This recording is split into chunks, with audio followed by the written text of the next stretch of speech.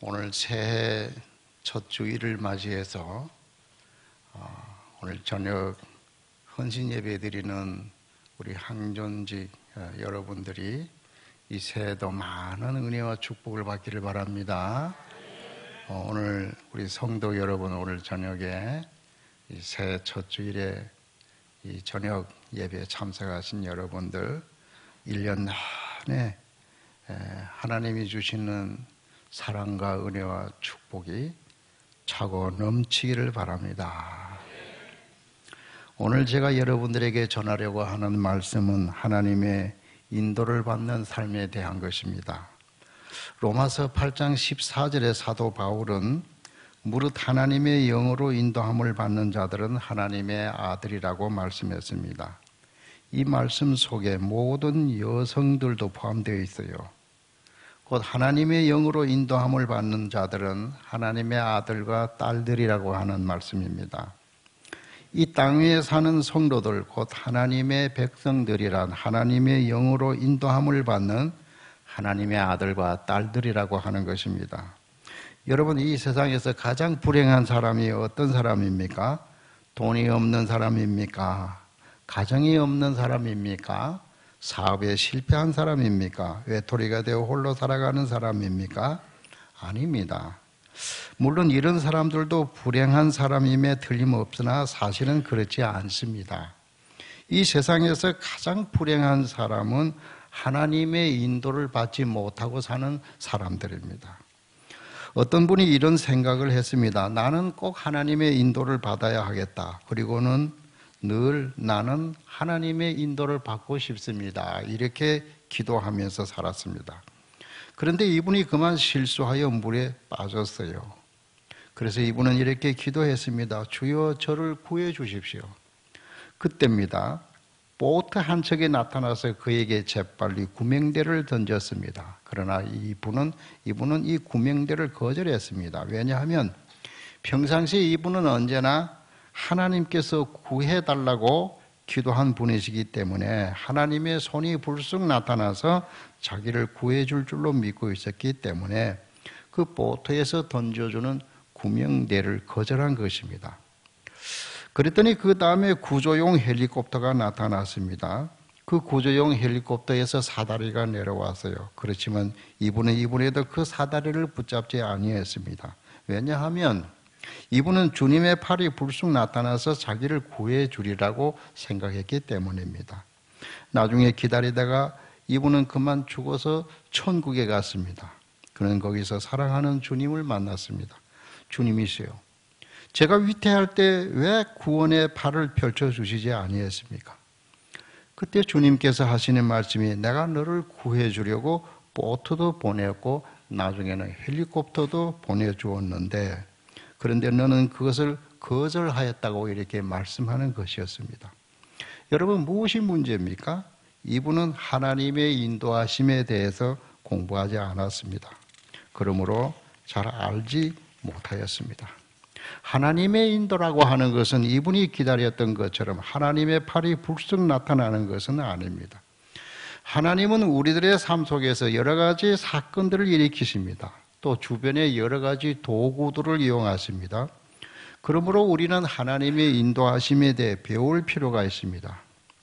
하나님은 우리 모든 그리스도인들을 인도하십니다. 그러나 하나님의 인도하심은 그 사람의 성숙도에 따라 달라집니다. 오늘 우리가 읽은 본문 말씀 민수기 9장 15절에서 23절의 말씀은 하나님의 인도하심의 특징을 잘 가르쳐주고 있습니다. 이스라엘 백성들이 광야에서 40년간을 살 때 그들은 하나님의 인도를 받았습니다. 낮에는 구름 기둥으로, 밤에는 불 기둥으로 하나님께서 그들을 인도하셨습니다. 그리고 아침마다 하나님께서 하늘에서 비처럼 내려주시는 신령한 음식인 만나를 먹고 살았습니다. 이스라엘 백성들은 구름 기둥과 불 기둥이 움직이면 그때마다 짐을 챙겨 들고 떠났습니다. 어떤 때는 빨리 좀 딴 곳에 가서 살았으면 좋겠다 이렇게 생각했지만 이 구름 기둥과 불 기둥이 움직이지 않는 것입니다. 그래서 그들 마음대로 행할 수가 없었어요. 따라서 그들의 의지와는 상관없이 이 불기둥과 구름기둥이 어떤 때는 한 곳에 오래 머물기도 하고 또 그 기둥이 움직이지를 않고 그래서 그곳에 더 살고 싶어도 그렇게 할 수가 없었습니다. 만일 이때 이 구름기둥과 불기둥을 나는 따라가지 않겠다. 나는 내 마음대로 하겠다. 이렇게 생각하고 고집을 피우는 사람이 있었다면 그 가족은 이스라엘 공동체에서 이탈되어서 아마 얼마 살지 못했을 것입니다. 이런 구름기둥과 불기둥은 그들 이스라엘 백성들이 가나안 땅에 들어갈 때까지 그들을 인도했습니다. 가나안 땅에 들어가서는 더 이상 구름기둥과 불기둥이 나타나지 아니했습니다. 하나님께서는 구름기둥과 불기둥 대신에 그들에게 사사들을 보내셨고 사사들 이후에는 예언자들을 보내셨고 그리고 난 다음에 그들을 통해 구약 성경 말씀을 주신 것입니다. 그리고 난 다음 때가 되어 하나님의 아들이신 예수 그리스도께서 직접 오셔서 우리들의 영원한 목자가 되어주신 것입니다. 이스라엘 사람들의 신앙이 역사 속에서 발전되어 온 것입니다. 그러한 사람들의 신앙의 성숙도에 맞춰서 하나님께서 인도하셨던 것입니다.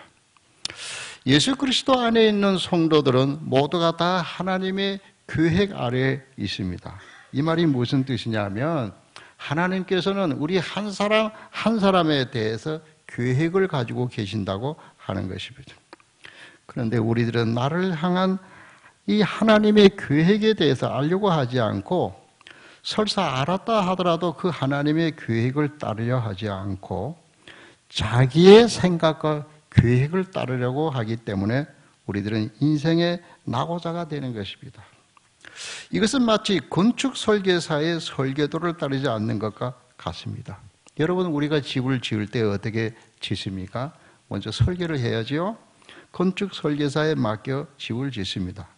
그런데 대개 그대로 따르는 사람은 없어요.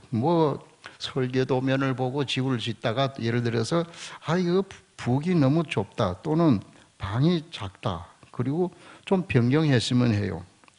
엄밀한 의미에서 건축 설계사의 설계도 그대로 따르는 사람은 거의 없다고 봐도 무방합니다. 이번에 우리 남노회 지난번에 우리 노회에서 노회 회관을 건축을 하는데 얼마나 그 설계를 많이 변경했는지 몰라요. 우리 노은기 장로님이 수고를 하셨습니다만 또 고치고 그렇습니다. 그런데 역사적으로 하나님의 설계도를 변경하지 않고 그대로 하나님이 말씀하시고 명령하신 그대로 따른 사람이 있어요. 첫째는 노아이고 둘째는 모세입니다. 노아는 하나님께서 방주를 산에다 지으라고 했을 때 왜 배를 산에다 지어야 합니까? 여러분, 우리나라도 그렇죠? 이 조선소들이 다 바다를 끼고 있잖아요. 근데 하나님께서 산에다가 방주를 지으라 하니까 아니, 하나님, 배는 바다나 강가에다 지어야지요. 이렇게 이의를 제기하고 묻지 아니했다는 거예요. 하나님께서 하라고 하는 그대로 순종했습니다. 또 하나님께서 지시하시는 곳에 창문을 내고 배의 길이와 높이와 그 치수를 하나님께서 명령하시는 그대로 따랐습니다. 또 모세는 어떻습니까? 모세는 하나님께서 디자인하고 설계하신 그대로 광야에다가 하나님의 집은 성막을 건축하여 세웠습니다. 하나님께서 설계하신 이 성막에는 창문이 없어요. 여러분, 우리가 집을 지을 때 창문이 없는 집은 얼마나 답답합니까? 이 양산중앙교회 창문이 이렇게 또 아마 창문은 저 뒤에 아마 빛이 들어오지 않겠어요. 근데 현대식 건물은 또 이렇게 창문이 없을 수도 있죠. 그러나 우리가 이 아파트도 그렇고 우리가 집을 지을 때 보면 창문이 없는 집을 생각하기가 어렵습니다. 하나님께서 그 옛날 그 천막을 하나님이 계실 천막을 이렇게 설계할 때 창문이 없어요. 창문이 보이지 않습니다. 왜 하나님께서는 창문을 만들지 말라고 하셨어요? 그 이유는 뭐냐면 하나님께서 친히 빛이 되시기 때문에. 그냥 에보에서 들어오는 빛은 필요 없다는 거예요. 창문을 만들지 말라고 한 겁니다. 그래서 하나님께서 친히 설계하신 그 성막에 창문이 없습니다. 여러분 한번 생각을 해보세요. 이 모세가 그때 하나님 창문이 있어야 됩니다. 그렇게 말을 하지 않았다는 거예요. 이 성막은 사실 예수님을 상징하는 것으로 예수님 자신이 참 빛이 되시기 때문에 창문을 달 필요가 없다는 겁니다. 하나님, 모든 집은 창문이 있으니까 창문을 달아야 되겠습니다. 그런 이의를 달지 아니했다는 거예요. 하나님이 디자인하신 그대로 모세는 따른 것입니다. 우리 모든 그리스도인들이 하나님의 인도를 받으려고 할 때 노아가 그랬던 것처럼 모세가 그랬던 것처럼 100% 우리가 하나님의 설계를 그대로 따라야 됩니다. 그런데 우리는 그렇지 못하지요. 잘해야 아마 100%가 아니고 80%, 80점, 80점 받아도 잘하는 거겠죠. 20%는 내 생각과 내 계획입니다. 어떤 때는 50대 50입니다. 하나님의 계획과 생각이 반, 또 내 생각과 내 계획이 반을 차지합니다. 심한 경우에는 어떻게 됩니까? 여러분, 하나님의 계획은 줄어듭니다. 20%, 또 내 생각은 늘어납니다. 강해집니다. 80%. 하나님의 뜻과 계획은 20 정도고 내 생각과 내 계획은 80%. 심할 경우에는 하나님의 뜻은 다 제로입니다. 내 생각과 계획이 100%입니다. 그러면 어떻게 되겠습니까? 우리는 실패할 수밖에 없는 것입니다. 그러면 어떻게 하면 우리 그리스도인들이 하나님의 인도를 확실하게 받을 수가 있겠습니까? 하나님의 인도하심에 기여하는 4가지의 요소들이 있습니다. 첫 번째로는 말씀입니다. 두 번째로는 성령입니다. 세 번째로는 이성입니다. 네 번째로는 양심입니다. 이 4가지 원리를 잘 따라야 합니다. 첫 번째로는 말씀의 원리가 있습니다. 우리가 하나님의 말씀대로만 살면 아무런 실패가 없습니다. 하나님의 말씀인 성경 속에는 우리들의 매일매일의 삶을 위한 하나님의 뜻이 계시되어 있습니다. 성경은 원리와 교훈, 금기와 약속의 집대성으로 우리에게 가장 중요한 참고서가 됩니다. 그리고 우리들의 삶의 모든 상황에 적용할 수 있는 원리들로 가득 차 있습니다. 사도 바울은 디모데후서 3장 16절에 모든 성경은 하나님의 감동으로 된 것으로 교훈과 책망과 바르게 함과 의로 교육하기에 유익하니 했습니다.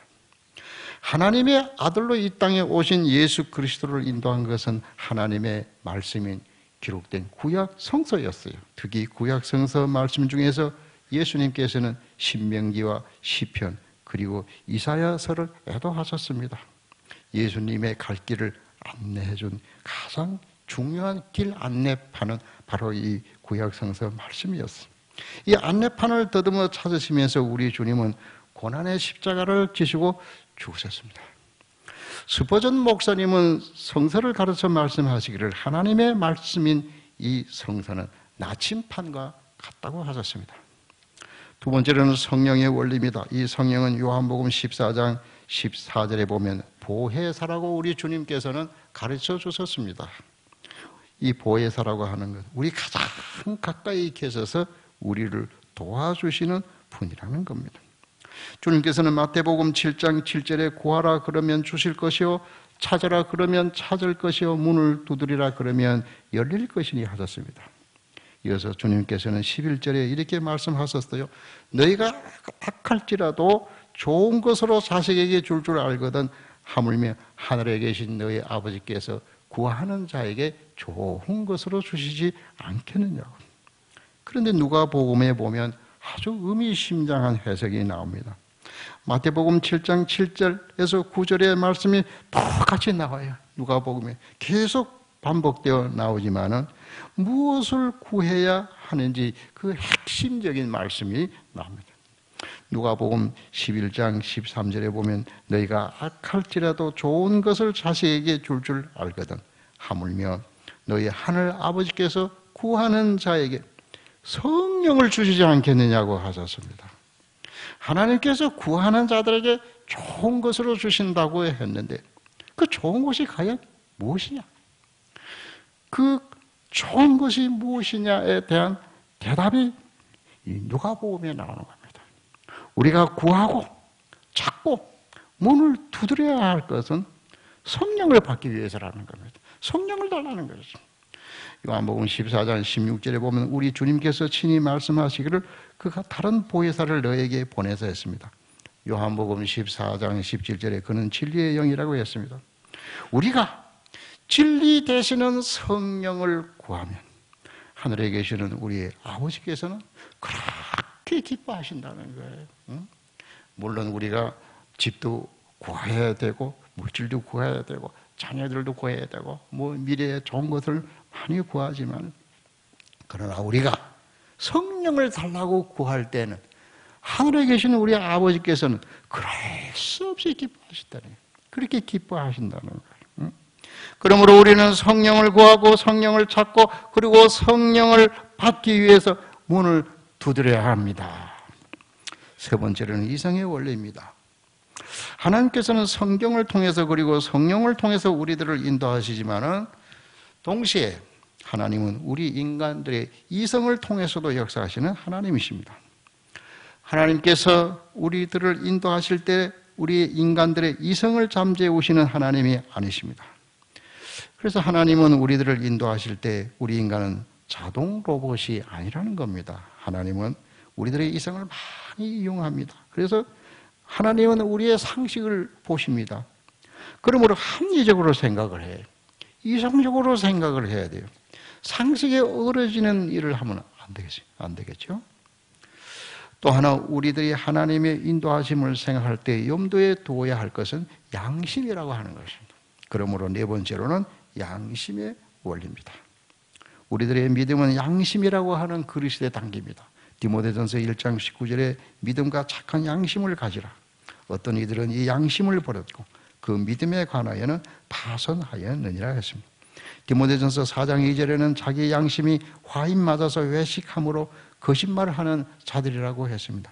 양심이 마비되고 무너진 사람들이 좋은 신앙을 가질 수 없는 것입니다. 하나님의 인도하심에 기여하는 요소들은 말씀, 성령, 이성, 양심 등이 있습니다. 이것은 마치 자동차의 네 바퀴와 같습니다. 여러분 자동차가 잘 달리려면 뭐 네 개의 바퀴가 있죠. 엔진도 중요하지만은 사실 이 바퀴가 참 중요합니다. 한 바퀴라도 펑크가 나서 터지면 어떻게 됩니까? 생명이 위협해지죠. 그래서 자동차는 네 바퀴가 튼튼해야 안전하게 잘 굴러갈 수가 있습니다. 마찬가지로 우리 인생은 첫째로 말씀의 원리, 둘째 성령의 원리, 셋째로 이성의 원리, 넷째로는 또 양심의 원리, 이렇게 네 개의 바퀴가 잘 굴러가야 합니다. 튼튼하게 잘 굴러갈 때 우리의 인생은 안전해지는 것입니다. 과거에는 후륜 구동이라 해서 두 개의 뒷바퀴 힘으로 자동차가 굴러갔어요. 그러나 현대의 모든 자동차들은 대개 앞에 두 바퀴 힘으로 굴러갑니다. 전륜 구동입니다. 이 네 가지 바퀴 중에서 특별히 앞에 두 바퀴가 중요하다는 것이 무엇입니까? 말씀과 성령의 두 바퀴입니다.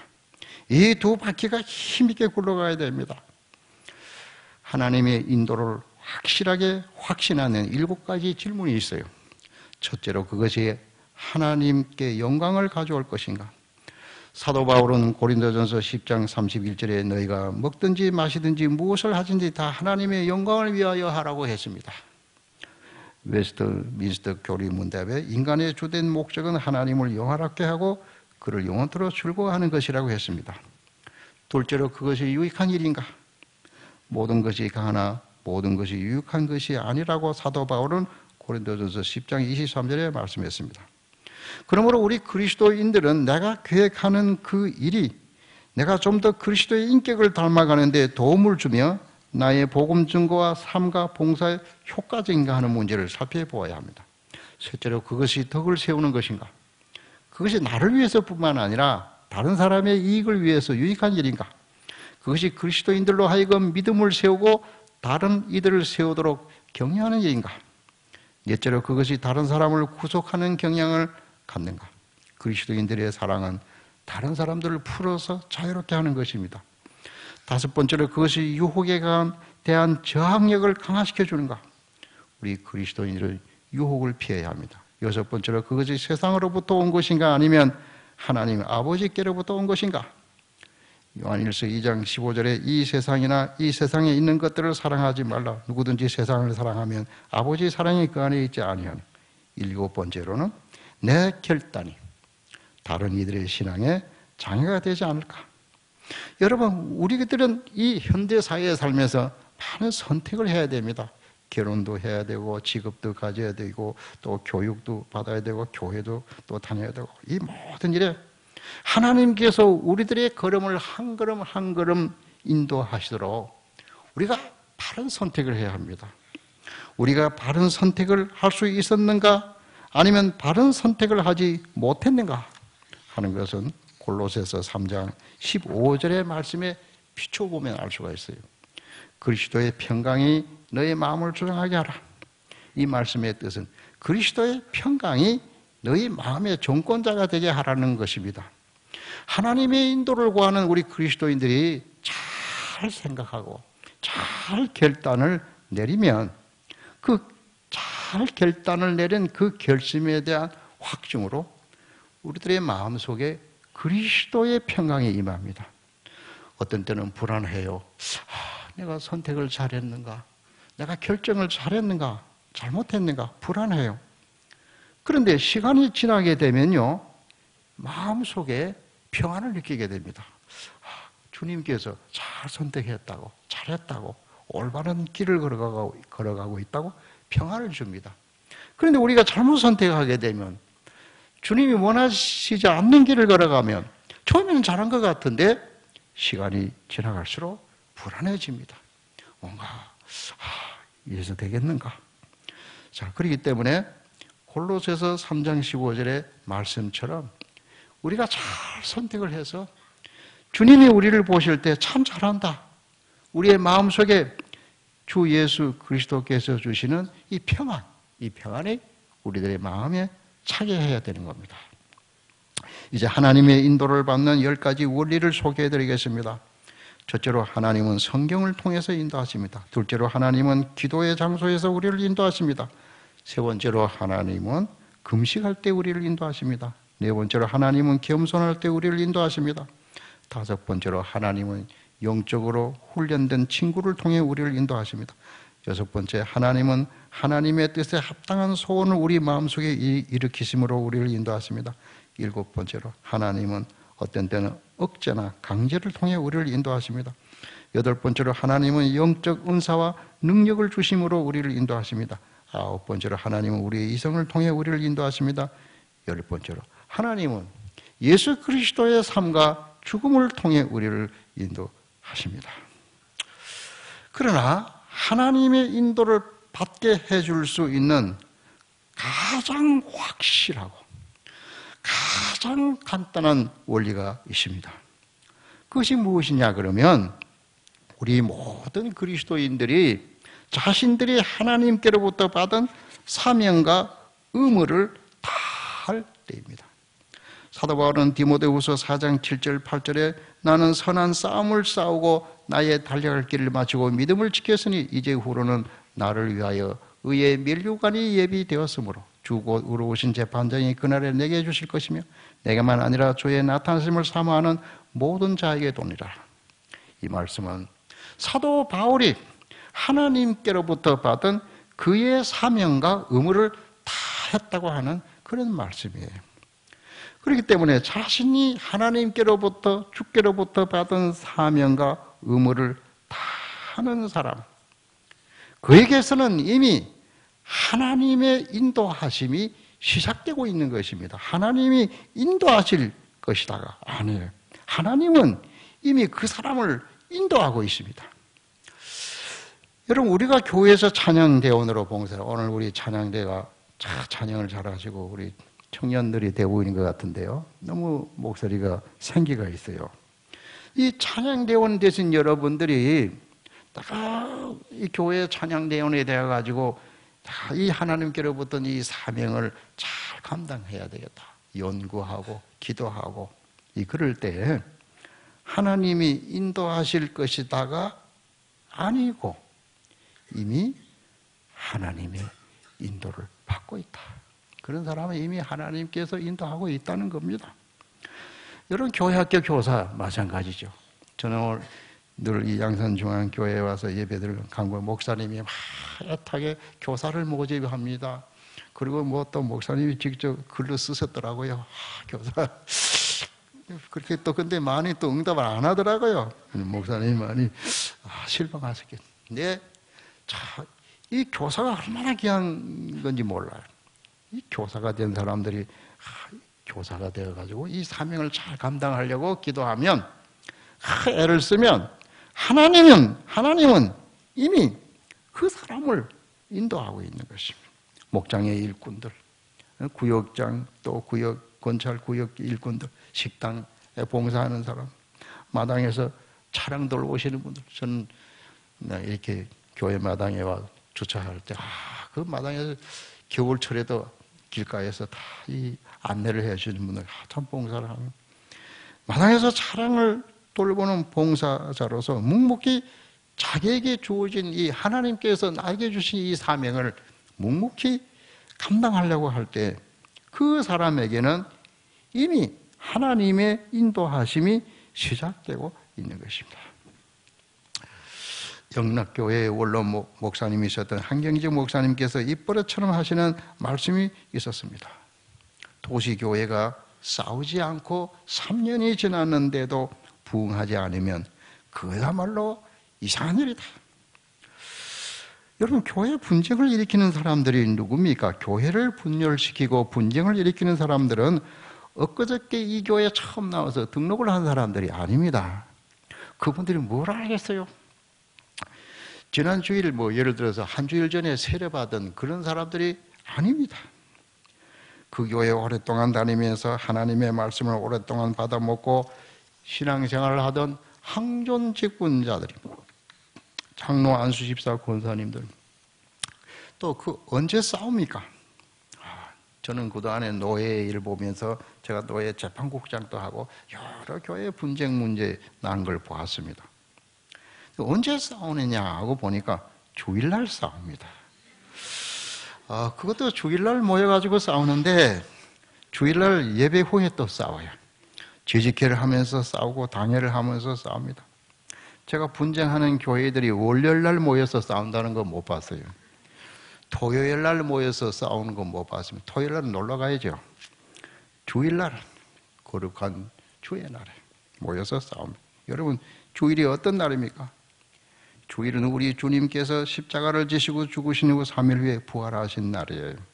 초대교회 교인들은 이날 은혜 받기 위해서 목욕을 하고 새 옷으로 갈아입고 교회에 나옵니다. 초대교회 성도들은 이 주일을 지키기 위해서 성소주의를 하기 위해서 순교했어요. 이날은 성도들이 복받는 날이요, 은혜 받는 날이요, 하나님께서 하늘문을 열고 복을 내리시는 날입니다. 그런데 이날 눈을 부릅뜨고 싸웁니다. 도시교회가 싸우지 않고 3년이 지났는데도 부흥하지 않으면 그것은 무슨 일이라고요? 이상한 일이다. 이상한 일이다. 저는 오늘 이 양산중앙교회가 그렇게 되기를 바랍니다. 서로 비난하지 말고 헐떨지 말고 3년만 좀 참아주세요. 3년만. 한경진 목사님 말씀이 맞는가 안 맞는가 3년만. 또 그렇게 제가 이야기를 하면 또 어떤 분들이 알았어, 너 3년 후에 보자. 야, 그러면 안 되겠죠? 야, 여러분, 그런 이야기가 있어요. 어떤 두 분이 몹시 싸웠는데 우리 주님은 이쪽 사람만 사랑하고 저쪽 사람은 아니다, 그런 주님이 아니시죠. 다 똑같이 주님은 사랑하십니다. A, B 두 사람 다 주님이 사랑하시니까 두 분이 다 믿음으로 천국을 갔죠. 천국에 가서 이 두 분이 우는 거예요. 왜 울겠습니까? 내가 그 천국에 가게 되면 우리 성도들이 변화됩니다. 우리의 이 못된 인간성과 죄악의 인간성이 다 변화돼요. 새로운 존재가 되는 거예요. 가보니까 내가 지난 그 교회에서 당신하고 같이 신앙생활을 할 때 내가 당신을 좀 더 도와드렸어야 되는데 내가 그러지를 못했다고. 그러니까 이쪽 사람이 아닙니다. 내가 잘못했다고. 이제 이 사람은 또 내가 잘못했다고. 그리고 서로 우는 거예요. 총회가 우는 거예요. 응? 여러분 그럴 거 아닙니까? 근데 제가 어떤 그렇게 많이 싸우는 교회 제가 직접 들은 이야기인데 그 A, B 두 사람이 막 싸우는데 이 사람이 A라는 사람이 B라는 분을 보고 뭐라고 하는 거 하니까 나는 네가 가는 천국에 안 간다 그럽니다. 그래 내가 너무 재미있는 말이 돼가지고 오늘도 제가 이 주일날에 설교를 만들면서 생각해봐요. 우리 주님께서 그러면 그 두 사람이 다 천국에 오면은 어떻게 하실까? 그래서 나는 두 사람이 너무 서로 보기 싫어하니까 이 두 사람이 거할 집은 유리로 막아가지고 시커멓게 칠을 할 것 같아요. 못 보게. 나는 네가 있는 총에 안 간다 하니까 두 사람이 다 믿음 생활해서 은혜로 주님의 은혜로 구원받고 천국에 왔는데 서로 보기 싫어하니까 어떻게 유리에다가 까만 칠을 해서 앞을 보지 못하게 밖에 안 보이게 두 사람. 자, 그럼 그게 무슨 천국이겠습니까? 그렇기 때문에 도시교회가 싸우지 않고 3년이 지났는데도 부흥하지 않으면 그것은 이상한 일이다. 교회의 평화라고 하는 것은 교회 부흥의 필수적인 요소, 필수 조건입니다. 분쟁하면 전도가 안 되죠. 있던 교인들이 다 거두어지지 않습니까? 자, 오늘 우리 양산중앙교회는 평화스러운 교회가 되기를 주의 이름으로 축복합니다. 그런 항존 직분자들이 되기를 바랍니다.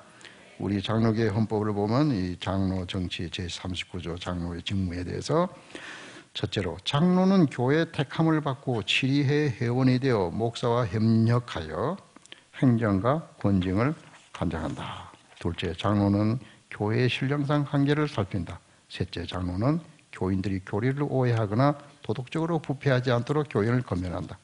4. 장로는 건면하였으나 회개하지 않는 자가 있으면 당해 보고한다. 이 집사, 권사인데요. 우선 집사는 안수 집사입니다. 집사는 교회 택함을 받고 재직회 회원이 되며 교회를 봉사하고 헌금을 수납하며 구제에 관한 일을 담당한다. 권사의 직무, 권사는 교회 택함을 받고 재직회 회원이 되며 교역자를 도와 궁핍한 자와 환난당한 교우를 신방하고 위로하며 교회의 덕을 세우기 위해 힘쓴다. 그 다음에 장로의 자격에 관해서 장로의 자격은 상당한 식견과 통솔의 능력이 있는 자로 무흠세례 교인으로서 7년을 경과하고 40세 이상 된 자라야 한다. 안수 집사의 자격, 집사는 단정하고 일구이연을 하지 아니하며 깨끗한 양심의 믿음의 비밀을 가진 자로서 다음 사항에 해당하는 자라야 한다. 1. 무흠세례 교인으로 오늘 경과한 자, 2. 35세 이상 된 남자. 권사의 자격, 권사는 단정하고 참소하지 아니하며 절제하고 모든 일에 충성된 자로서 다음 사항에 해당하는 자라야 한다. 1. 무흠세례 교인으로 5년을 경과한 자. 2. 35세 이상 된 여자. 여러분, 이 항존 직분자들은 주님께서 당신의 몸된 교회를 온전히 세우기 위해서 선택한 자들입니다. 이제 저는 그런 이야기 들은 적이 있어요. 어떤 교회에서 장로님이 되셨는데 당회를 마치고 나서 또 부릅니다. 어떤 분들이 부르냐 하면은 그 장로님에게 표를 던진 분들이 부릅니다. 그리고 와서는 장로님, 당회에서 오늘 무슨 결의가 있었습니까? 우리한테 보고를 하십시오. 그리고 또 무슨 일이 벌어지면 장로님은 우리가 투표를 해서 세운 분이기 때문에 우리가 말한 대로 가서 하셔야 됩니다. 자, 그러면 그 장로님은 주님이 세웠습니까? 그분들이 세웠습니까? 자, 장로님들은 주님이 선택해서 세운 분들이에요. 권사님, 안수 집사님, 권사님들, 항존 직분자들은 내가 되기 위해서 된 분들이 아니에요. 우리 물론 교인들이 공동회에서 투표를 하지만 내가 뽑았다 그런 분이 아닙니다. 이분들은 하나님께서 주님께서 교회를 위해 세운 분들인 거예요. 항존 직분자들은 주님께서 당신의 몸된 교회를 온전히 세우기 위해 선택된 자들입니다. 그래서 이 항존 직분이 귀한 거예요. 항존 직분을 받은 자들은 그렇기 때문에 하나님께서 주님께서 내게 주신 이 사명을 잘 감당해야 되겠다. 이런 정신이 필요해요. 여기에 두 가지 정신이 필요한데요. 첫째로는 섬김의 정신이고 둘째로는 겸손의 정신입니다. 섬김과 겸손의 정신이 없는 항존 직분자들은 자기가 받은 이 직분을 계급으로 생각합니다. 그래서 겸손히 봉사하려고 하는 것이 아니라 다른 사람을 지배하고 다스리려고 합니다. 요한계시록 21장 22절에 사도 요한이 본 천국에 대한 환상이 기록되어 있는데요. 거기에 보면은 성 안에서 내가 성전을 보지 못하였는데 이는 주 하나님 곧 전능하신 이와 및 어린 양이 그 성전이 되심이라고 말했습니다. 이 구절을 성경학자들이 미래의 shock, future shock 이렇게 말합니다. shock. 이 shock라고 하는 것은 뭐냐면 충격을 받는 걸 말합니다. 왜 천국에서 구원받은 성도들이 기뻐하지 않고 충격을 받겠습니까? 그리고 그 충격을 받는 사람들은 누구입니까? 잘못된 항존 직분자들입니다. 자신들이 받은 항존 직분을 계급으로 생각하는 사람들입니다. 직분이 봉사인 줄 모르는 사람들입니다. 이들이 왜 천국에서 충격을 받겠습니까? 이들이 충격을 받는 것은 천국에서 교회가 보이지 않기 때문입니다. 교회가 있어야 거기서 또 어떤 권위를 내세우고 세력 다툼을 부리겠는데 교회가 안 보이는 거예요. 그래서 천국에 오면 쇼크를 받는다는 겁니다. 지상의 교회는 임시적인 것입니다. 천국에는 교회가 없습니다. 주 하나님께서 직접 다스리시고 직접 말씀하시기 때문이다.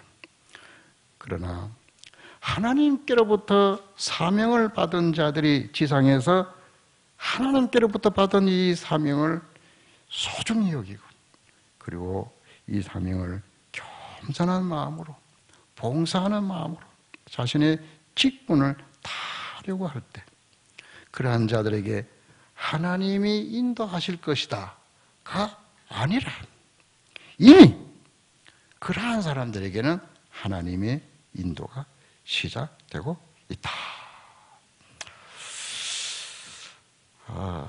저희 가정에 아들이 하나 있어요. 근데 이게 옛날에는요, 그 1등 목사가 되려면은 자녀가 적어야 됐어요. 그런 시대가 있었습니다. 요즘에는 교회마다 자꾸 많이 나와라 그러잖아요. 요즘에는 우리 정준 목사님 같은 분이 1등 목사입니다. 11살. 옛날 우리 한국교회는 그렇지 않았습니다. 옛날 저희 아버님도 목회를 하셨고요. 저희 집에는 가족이 우리 형제들이 너무 많았어요. 아주 대가족이 6, 7명 막. 그런데 옛날에는 너무 우리 한국 교회가 어려웠습니다. 저희 가정은 이북에서 피난을 왔어요. 여러분 그 국제시장이라는 영화 보셨죠? 그때 저희들이 다 이렇게 내려왔습니다. 저희 아버님도 이북에서 목회를 하셨고요. 내려왔어요. 내려왔는데 그 처음에 이제 피난을 해서 거제도에 가서 살았습니다. 피난민 생활을 해서. 그러면서 저희 아버님은 거제도에서 천막을 치고 목회를 했습니다. 그런 시대입니다. 너무 교회가 어려워서 3개월 이렇게 3개월 동안 살에 한 푼도 못 받고 그런 때도 많았습니다. 그러니까 저희 어머님은 늘 닭을 쳐서 이렇게 시장에 나가서 장사도 하시고 그런 어려운 때였어요. 그러니까 그 시대에는 교회가 이제 담임 목사님을 청빙할 때 설교를 잘하십니까? 이렇게 안 물었습니다. 자녀들이 몇 사람이 됩니까? 이렇게 물었어요. 그러면 우리 애들이 7명입니다. 6명이다. 그러면 장로님들이 그냥 머리 돌립니다. 왜 그러냐 그러면 교회도 어려운데 목사가 너무 애들이 많다는 거예요. 걔들 다 그 공부를 할 때 교회가 짐을 져야 되거든요. 학비도 보도를 해줘야 되고 중고등학교 다니고 그러면 얼마나 힘들어요. 그러니까 이 자녀들을 많이 데리고 있는 이 목회자들은요, 참 이류, 뭐 이렇게 삼류, 뭐 그런 취급을 받았습니다. 그래서 제 어릴 때도 나는 앞으로 목사가 되면 1등 목사가 돼야 되겠는데, 그러려면 애를 하나밖에 낳아야 되겠다. 뭐 이런 생각이 좀 있었어요. 그래서 그런지 몰라도 우리 하나님께서 이제 저희 집에는 아들 하나 이제 주셨는데, 이제 아이들을 키우다 보니까 이제 다 부모들이 욕심이 있잖아요. 그래서 하나님, 나는 공부를 잘 못해서 서울대학은 못 갔지만, 이 아들은 서울대학을 좀 보내고 싶습니다. 하나님 좀 인도해 주세요. 뭐 그런 생각이 좀 있었어요. 좀 어리석은 생각입니다만은. 그래서 제가 이 아이 국민학교 이제 한 4학년쯤인가 제가, 야, 너 오늘 나하고 같이 어디 가자. 그랬어요. 그래서 제가 어디를 데려갔냐면 서울대학을 데려갔습니다. 서울대학교를 데려가서 이 아이가 눈이 희둥그레가지고 이게 뭐 하는 데입니까? 예, 여기는 앞으로 네가 다닐 대학이다. 그랬습니다. 아, 그러느냐고. 근데 얘가 또 아주 순진하게 또 믿더라고. 아, 그러냐고. 아, 이게 앞으로 내가 다닐 대학이냐고 그래. 예, 그래 이제 제가 이제 그 영락교회, 그 영락교회는 대단한 교회입니다. 우리 정지훈 목사님이 영락교회 교구를 맡으셨는데요. 아, 이 상상을 초월할 정도로 큰 교회입니다. 보통 이제 제가 이 영락교회 교구 목사로 있을 때 17개 교구가 있었는데요. 한 교구에 보통 3,000명입니다. 교인들이. 3,000명이니까, 제 교구를 맡은 목사 교인 다 모릅니다. 신방을 가면은 교인들이 딱 앞에 앉아가 제 눈을 딱 쳐다봐요. 왜 그러냐? 너무 신기하니까. 목사님, 우리가 목사님을 이렇게 만나기 어렵습니다.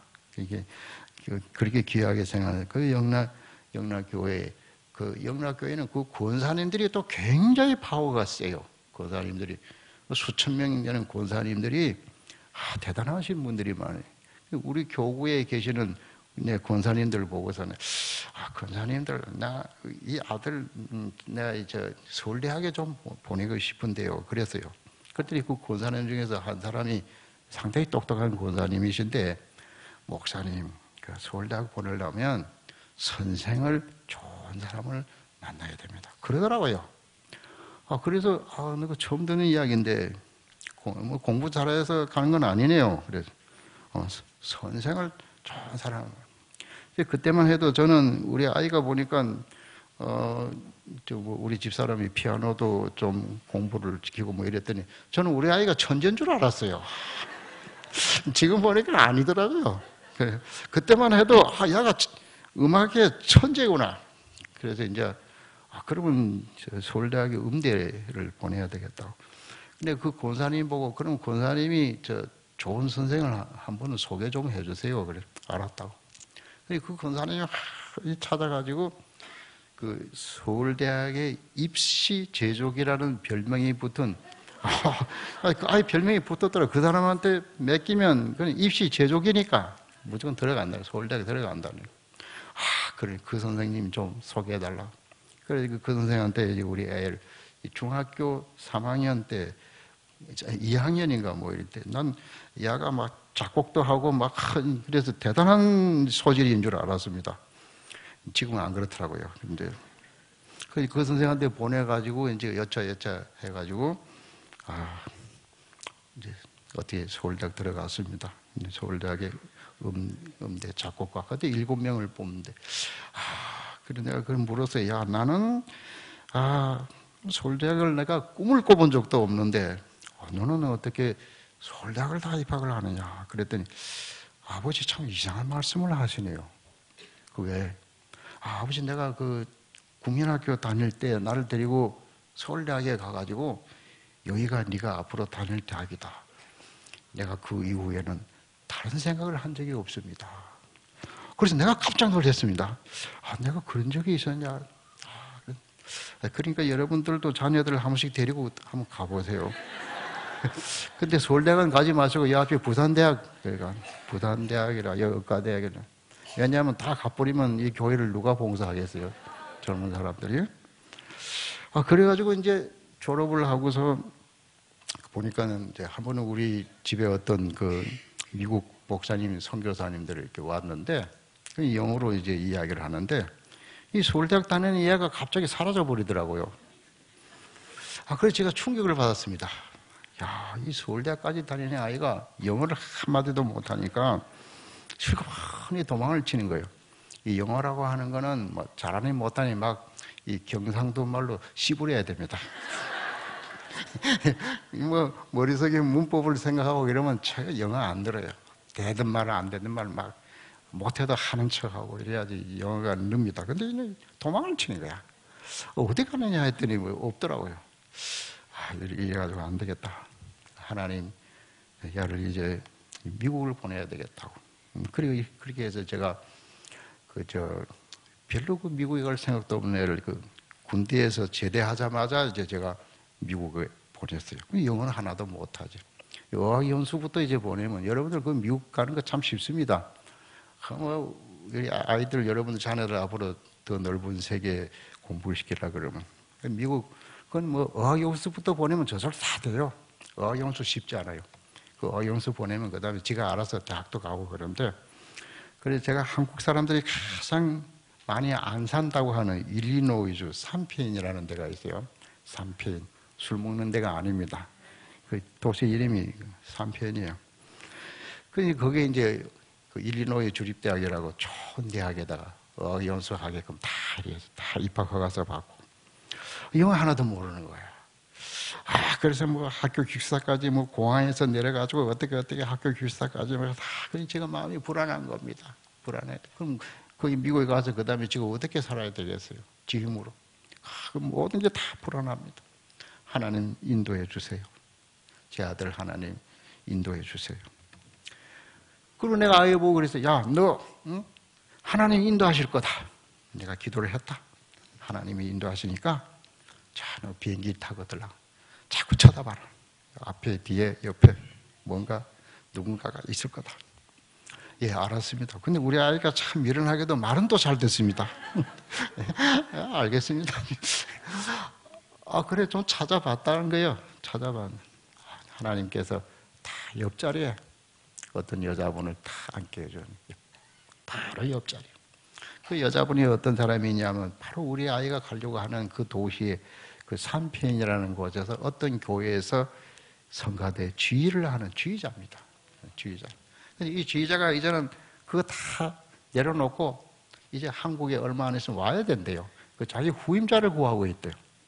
후임자를 구하고 있는 사람을 제 아이 바로 옆자리에 다 앉게 해서 하나님. 이 두 사람이 이야기하다가 됐다는 거예요. 그 여자분은 자기가 후임자를 구하기 위해서 그렇게 골머리를 쓰고 있는데 바로 옆자리에 있다는 거예요. 비행기 도착하자마자 자기 차에 태워가지고 우리 아이를 그 학교 기숙사까지 데려다주고 그 다음 주일날에는 또 차 가지고 와가지고 교회 데려가서 내 후임자가 생겼다고 성가대 지휘자라. 하나님께서 인도를 하셨다는 것입니다.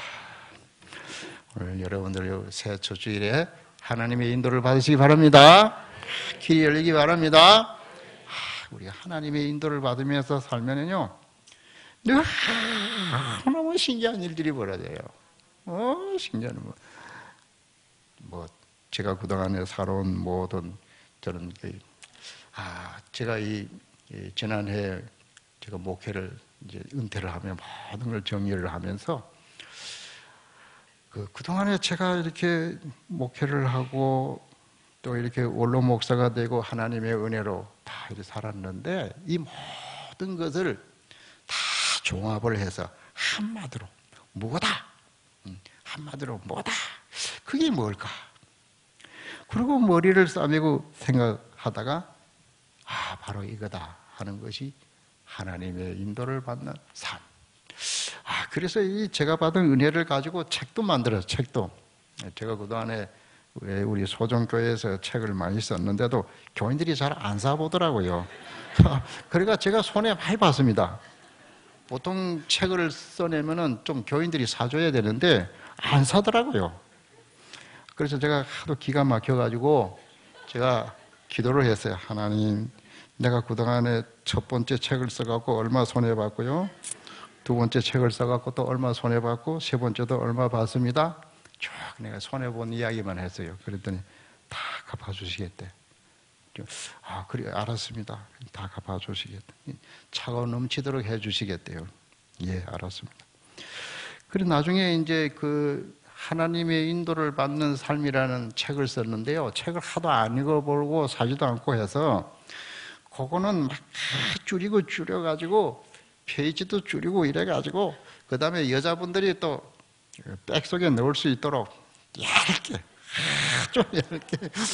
아주 얇게 해서 책을 만들었는데 그것도 다 나눠주고 나니까 지금 뭐 없어요. 별로 책도 별로 없는데 하나님의 인도를 받는 삶이라는 것은 참 중요한 겁니다. 일생 동안을 목회를 했는데 하나님의 인도를 못 받았다고 생각하면 얼마나 불행한 목사입니까? 여러분들이 일생 동안 교회를 위해 장로로 수고를 많이 했는데 하나님의 인도를 못 받았다 얼마나 비참한 장로가 되었어요. 안수 집사님 여러분, 권사님 여러분, 하나님의 인도를 내 못 받았다. 얼마나 비참합니까? 이런 실패한 사람이 되지 마시고요. 오늘 항존직분 여러분들은 하나님의 인도를 받는 항존직분자들이 되기를 주의 이름으로 축복합니다. 제가 이제 마지막으로 호라티우스 보노라고 하는 분이 쓴 하나님의 인도라고 하는 시를 내가 영문시인데 번역을 했어요. 제가 한번 읽어드리겠습니다. 한글로요. 오 주여, 나의 길이 아닌 당신의 길로 아무리 캄캄하여도 당신의 손으로 친히 인도하소서. 나를 위해 길을 택하여 주소서. 평탄하든지 험하든지 그 길이 가장 좋은 길이니이다. 구부러지거나 곧거나 그 길이 당신의 안식을 향해 인도하나이다. 나는 감히 나의 운명을 선택하지 않겠나이다. 할 수 있다 해도 그렇게 하지 않겠나이다. 오 하나님, 당신께서 내 길을 택하셔서 나로 바로 걷게 하소서. 내가 추구해야 할 왕국은 당신의 나라이지요. 나로 길 잃은 자가 되지 않도록 당신의 나라를 향하여 걸어가게 하소서. 당신이 보시기에 가장 좋은 길이라면 오직 그 길만을 따르겠나이다. 그 길을 걸어가다 병이 들든 슬프든 행복하든 기쁘든 오직 당신의 길만 따르겠나이다. 건강할 때만이 아니라 병들 때에도 나와 함께 할 수 있는 친구들을 주시고 가난을 염려할 뿐만 아니라 부도 염려하는 자가 되게 하소서. 큰 일이나 작은 일이나 내가 선택하지 않게 하시고 오직 당신의 인도만을 받게 하소서. 오 주여, 당신은 나의 안내자요, 나의 힘이요, 나의 지혜요, 나의 모든 것이 되시나이다. 이제 우리 한번 기도하겠습니다. 오 하나님, 새해를 주신 은혜를 감사합니다. 지나간 우리들의 삶이 하나님이 보시기에 합당하지 않는 삶이라도 금년 이 한 해부터 하나님 아버지께서 보시기에 합당한 길을 걷게 하시고 우리 주님이 약속하신 대로 푸른 풀밭으로 맑은 시냇 물가로 걸어가게 하여 주옵소서.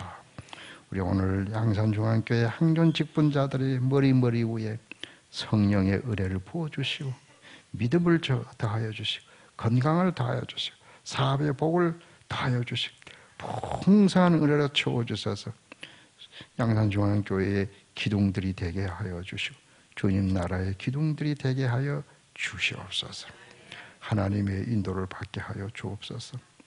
양산중앙교회를 섬기는 우리 성도 여러분들 가장 위해 하나님의 은혜가 새해에도 만나처럼 하늘에서 쏟아져 내려서 풍성한 삶을 얻게 하여 주시고 맛보게 하여 주시고 누리게 하여 주시옵소서. 한 사람도 실족지 않게 하여 주시옵소서. 또 이 교회를 위해 주님께서 보내주신 정지훈 목사님, 하나님 더 능력 충만, 은혜 충만, 말씀 충만케 하여 주옵시고 우리 부목사님들, 전도사님들, 또 우리 모든 사역자들 가정에 하나님 그 은혜를 더하여 주옵소서. 이제 그동안에 평화스럽게 믿음 생활하여 주님께서 보시기에 참으로 칭찬을 받을 만한 우리 이 양산중앙교회 앞으로도 평화스러운 교회, 싸우지 않는 교회, 분열하지 않는 교회, 이웃 사람들에게서 칭찬을 받는 교회, 주일마다 성도들이 또 불어나고 사신자들로 가득 차는 이런 교회가 되게 하여 주옵소서. 예수님의 이름으로 기도드립니다. 네.